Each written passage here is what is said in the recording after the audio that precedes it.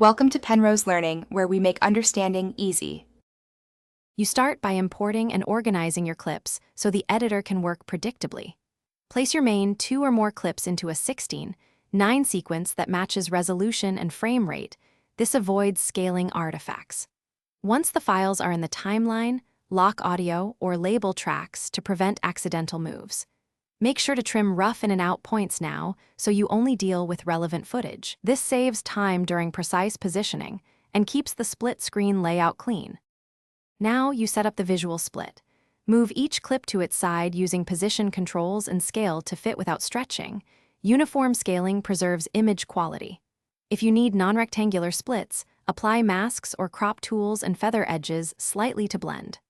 Once aligned, check eye lines and pacing so subjects look natural together. If audio overlaps, mute extra tracks or use sidechain ducking. Keep an eye on safe margins to avoid cutting off important content.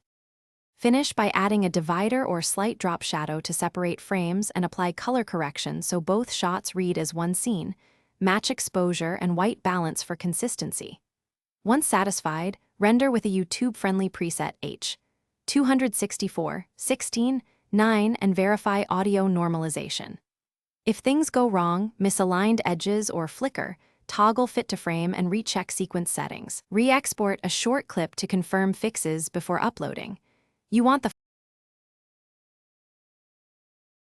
Thanks for watching. If this was helpful, leave a like and consider subscribing. See you next time.